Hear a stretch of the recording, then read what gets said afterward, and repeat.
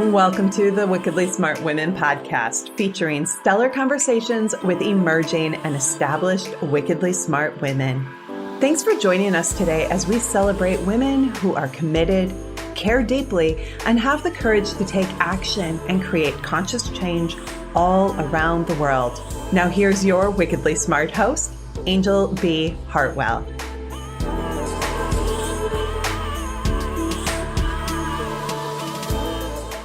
Welcome to another episode of the Wickedly Smart Women podcast, where we celebrate wickedly smart women and provide our listeners with a wealth of wisdom, along with immediately actionable steps to be smarter, spunkier, and more successful in their impact and their leadership. This is your host, Anjel B. Hartwell, and today we welcome our very special guest, Elliott-Cysewski. Lou is the co-founder and CEO of the first climate net neutral merchandise company in the world, based out of Seattle, called Coolperx.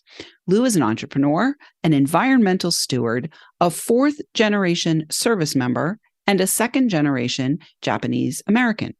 In 2018, she co-founded Coolperx to transform the swag industry from a toxic polluter to a sustainable connector of people and values. Today, Coolperx is a multimillion-dollar mission-driven business. They help brands such as Google, Microsoft, and Amazon through both their procurement and sustainability initiatives. Welcome to the show, Lou. Thanks so much for having me. Oh, I'm so excited that you're here again. So I'm going to out myself and say Lou and I did an interview and I forgot to push record. And so this is our second time playing with one another. Lou, I want to start our time together by really talking about the environmental stewardship piece. And I want to ask you, was being connected to the environment and wanting to steward the environment something that came from your childhood, or is that something that happened as a result of some other kind of divine intervention as you matured? I think it's a lot of things. I think it's partially my childhood and how I formulated my own ethics and how I want to live. One being, as a child of the military, I felt that I grew up knowing that I was a steward of the place I lived in. I was only living in places for up to 3 years. And growing up that way and having to restart life really drilled into me that if you leave a place better than you found it, then someone else will have a positive experience coming in after you. And that was something big. My mom was a big believer in that. We were the only house in base housing usually that had wallpaper or paint and furniture that fit in the room. A lot of people would, bring their stuff from place to place or just buy something temporary and toss it when they left. But that wasn't my mom's belief system, and that wasn't something that was drilled into me as a very young child. And then additionally, I am the oldest of a lot of children. In my immediate family, there are 4 of us, and then blended all together, there are 6 of us. And as a result, waste wasn't something that was part of our life. We didn't have that between hand-me-downs and just the expense of living with so many mouths to feed. My mom was a single mom for a long time.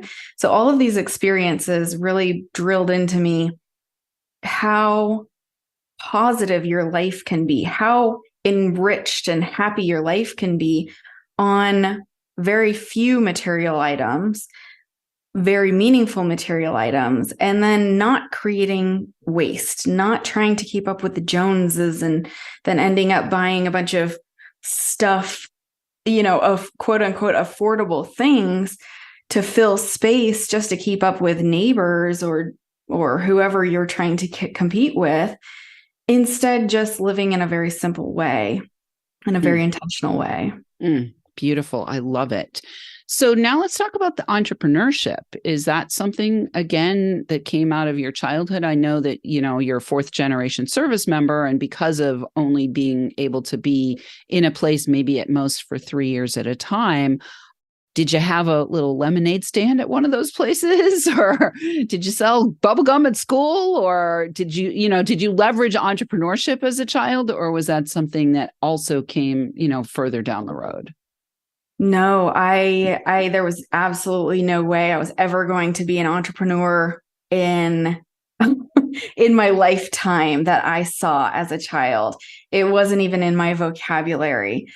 I don't know how much interaction you have or how much experience you have living in a situation where you are at or below the poverty line. But as a child growing up in these situations, you really start looking at career as a means to an end. And you're placed, or at least I was, in a box of what your potential is and potential earnings could be. And those included very quintessential jobs that you hear in children's books: the teachers, the doctors, the dentists, the dental assistants. But then add on top of that the layer of oppression, really, of being a woman, of being someone who grew up in a household with a Japanese mother, a biracial mother, and all of that, the insecurities that are brought in there, really layered on top of me a belief that there were only certain heights that I could go in career. I mean, even when I when I was a nurse, my previous life, I was a nurse. Even then, I really didn't believe that I could get very high in the field. I started taking jobs at small clinics, small offices, because that's what I saw women doing. That's what I believed women could do. That's what I believed myself I could do. Entrepreneurship was something that was afforded to me after I married someone who was an entrepreneur. So this was a privilege I married into. And I felt confident that I could take the risk at that point. So there were a lot of things that happened when I got married that changed the trajectory of my career and my life. Beautiful. All right. So let's talk a little bit about this whole idea of ethics formulation. First from like a macro level, and then we can talk a little bit about Coolperx and how that all evolved. But I'd really like to hear and have our listeners hear about this idea of ethics formulation, especially for someone like you, Lou, who came from, having these multiple pieces of the puzzle that were running simultaneously: the Asian, biracial mom, the service, which the service itself, I believe, instills a certain ethical framework, oftentimes, that may be something that you do align with, maybe something that you don't align with. So where did this whole idea of formulating your own ethics come from? And what was it that allowed you to begin thinking about it and formulating your own ethics, and really articulating it and embodying it? Yeah, I think by nature, I am self-inquisitive. I like to understand why I'm doing things.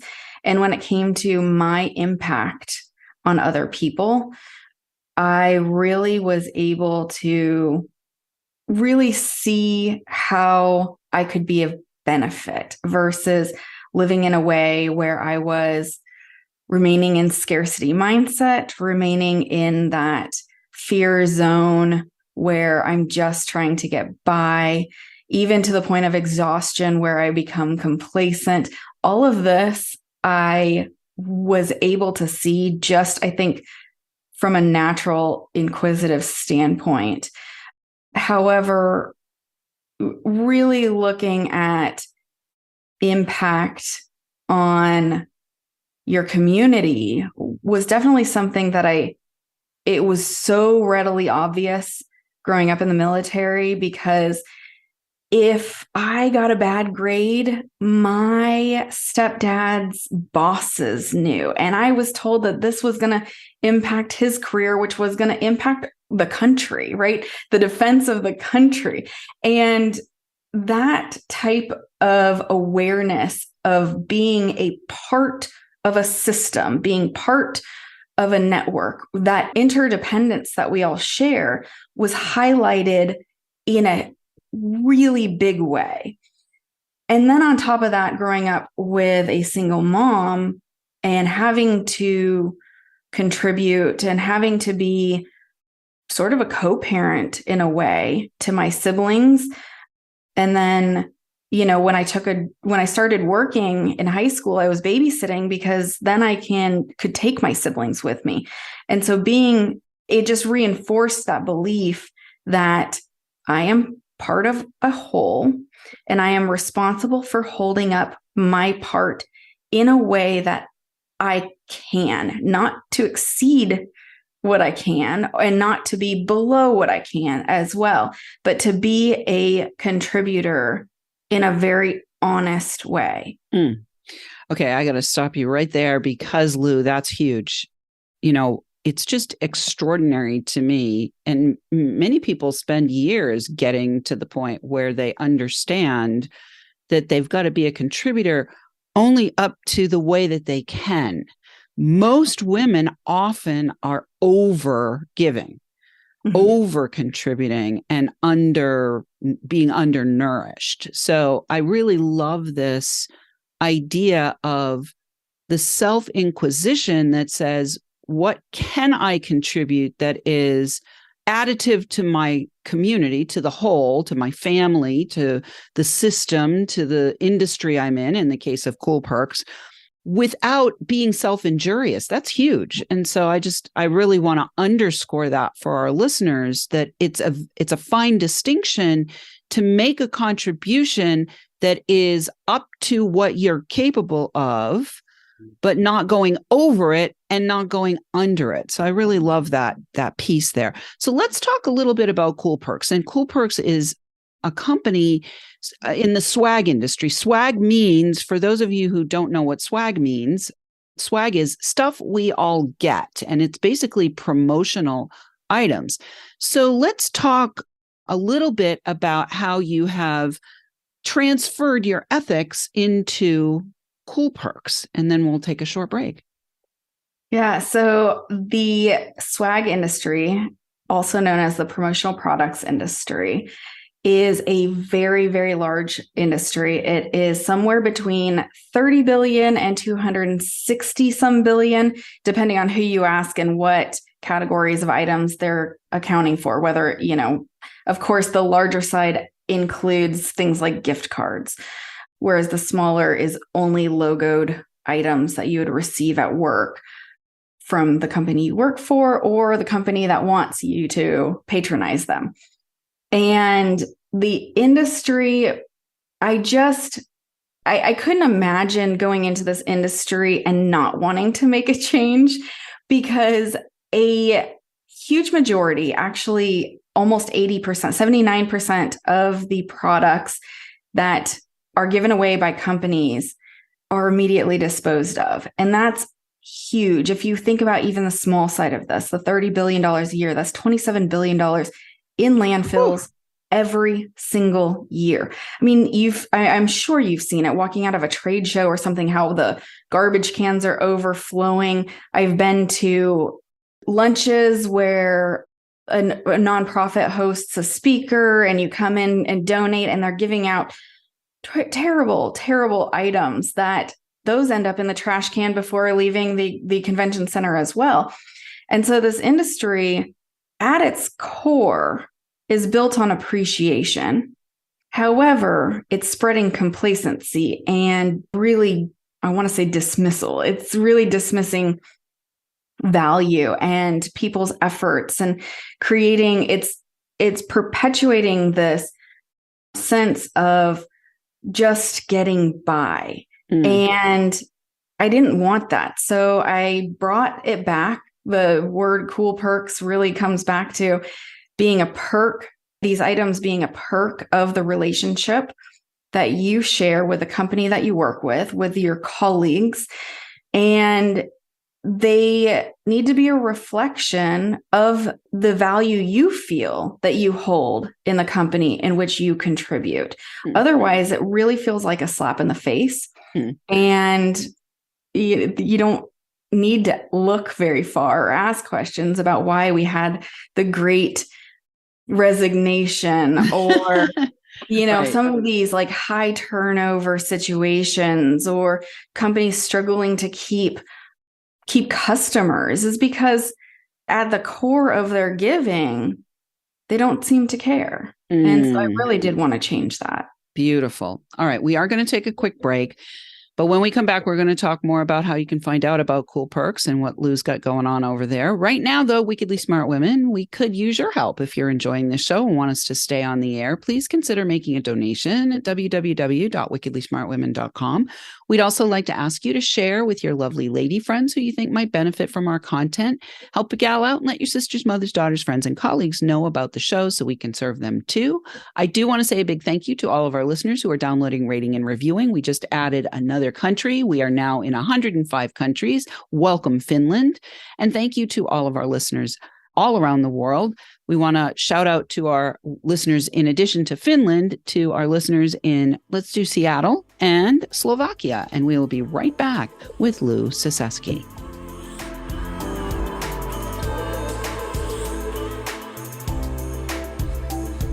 The Wickedly Smart Women podcast is brought to you by the Wealthy Life Mentor. Women, are you on the edge knowing that life is calling you to make a change? Are you ready to be part of the evolution of what it means to be a wickedly smart woman, creating your wealthy life by design? A life that is an extraordinary work of art. Anjel B. Hartwell, the Wealthy Life Mentor, is hired by women in transition. Women just like you who want to break through to their brilliance, become clear on the value of their wisdom, and embody a beauty-filled, balanced life of shameless self-expression. Discover your wealthy life readiness by taking the quiz at quiz.wealthylifementor.com.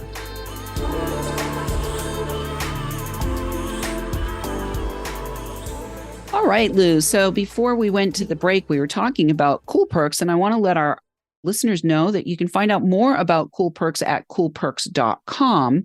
So let's talk a little bit now, and we'll actually have that for you in the show notes. Let's talk a little bit now about specifically. So what I love is that you saw this challenge. Like $27 billion is going into the trash every year out of a $30 billion industry. That's a huge challenge. Mm-hmm. But more importantly, what I just heard before the break is it was more than just the actual material waste. What you have observed and are in the process of solving with your company is the process of using something material that is intended to affirm a relationship. And what it does instead is it actually is almost like an insult to the relationship. Is that what I'm hearing? Absolutely. So, from the gift giver side of things, gift giving is a form of self-expression. And it's really fascinating to study this because you can really easily see when somebody has picked something up on the fly, when somebody has other competing priorities, right? Like this is something that they have put off and they're just obligatorily gifting. And you can also see when someone has put a lot of an intention and attention towards gift giving. And then from the receiver's side of things, you have the sense really intimately whether or not someone has gone either path with this. And it really can feel like a slap in the face, feel like you're taken for granted, or it can feel like you are incredibly valued and it can highlight a shared experience. Like if you went on a trip years and years ago together and then you come out with something about that trip, that experience. Those things can really build a relationship. And I really don't think there is a net neutral when it comes to gift giving. You are either adding or subtracting from a relationship bank. Great. So now let's talk about Coolperx, which is a multi-million-dollar company working with Google and Microsoft and Amazon. How do you translate and transfer this ethical, value-laden mindset of really personalizing the relationship at scale? Like, how do we do that at scale? Because it seems to me that that's a real fine art. Yeah. Well, we don't engage in any other way. I mean, it would be really easy. I have to tell you, it'd be very easy to deep dive into some of these catalogs of cheap crap made by factories overseas, and they're knockoffs. They're not good. And yet this is what the industry is made out of. And what I like doing really is to find small businesses to work with, bring some sort of equity to gift giving and gift giving at scale. One of our purposes is to create equity in this industry because there's so many people in underrepresented communities who are creating amazing items. And there are other companies who are owned by white males who are doing really good and being very intentional with the products that they're making. And these are the companies that we want to highlight and support and offer to our clients. And we do offer some education to our clients in the form of webinars or emails, newsletter flyers type of stuff. But at heart, we're just demonstrating how it could and should be when it comes to gift giving. So utilizing those smaller businesses, those real worthy businesses, those ones that we can stand behind, that we feel good about spending our money with, that it just totally feels like an exchange of heart. Those are the companies that we utilize when our clients look for gifts. And I mean, if you're looking for really unique products, handmade items, always a winner, because that item not only comes with its own story of who made it, why they made it, where they made it, which feels personal in and of itself, but each item is going to be different from your colleagues or whoever else is receiving this. So that feels really, really personal. And by doing that, the recipient then starts to learn the values that the company really wants to put out there. We want to be sustainable. We want to be ethical. We want to be equitable. And then you show up to work knowing these values. You replicate these values. You live under this new way of life. And then you can also take those ethics into your community and at home as well. Beautiful. I love this because what I'm hearing here is the gift giving channel within a corporation in appreciation of its employees or of its clients is what you're doing here is you are hijacking, for lack of a better word, that channel to be a carrier of and a transmitter of the values and not just, thing to do on the things to do list that gets dropped to the bottom every year. So we've only got 3 minutes left. And in the last 3 minutes, what I really want for those women who are listening who may not have thought entrepreneurship was on their path, I mean, you literally went from at or below the poverty line childhood to now a CEO, co-founder and CEO within 4 years of a multi-million-dollar company. So if there's one thing for our listeners that you could transmit about how your ethics and values have allowed you to step right into that role and to actually allow yourself to be a steward for massive amounts of money at this point, I'd love to hear that before we close. So I think recommending, I feel very, very much a resistance to recommending anything to anybody where I don't know their situation. But I think an honest look at how you can be and want to be of service, and seeing whether or not that risk is something that you're willing and able to take at a very honest perspective, because there are so many different ways in which we can get out over our skis. I think that really defining what you want to do and knowing that there is a target market out there, test the waters, try it out. I think, from the background of having so much risk in life and with finances, really gives me a desire to say, try it. But, of course, be smart. Always be smart about it, and really put consideration. Use your network, use the community around you. I used my husband's privilege and really was able to take something and grow it. Beautiful. I love it. Lou, it's been my pleasure having you. And listeners, we do love feedback. Please let us know what you thought of today's show by calling into our listener line. We will have that for you in the show notes. Or you can send in questions or guest suggestions to listeners at wickedlysmartwomen.com. We might even give you a shout out on the show. Thanks for tuning in. Keep your ears open. And remember, you are a wonderful woman. Thanks for tuning in, downloading, and listening. Be sure to rate and review Wickedly Smart Women on Apple Podcasts and share with other women who can benefit from today's episode. Wickedly Smart Women is the premier podcast series for informing, activating, and inspiring the leader who carries profound wisdom and knows that now is the time to welcome wealth. We welcome your feedback and guest suggestions and invite you to subscribe to our mailing list to be notified of each new episode at wickedlysmartwomen.com.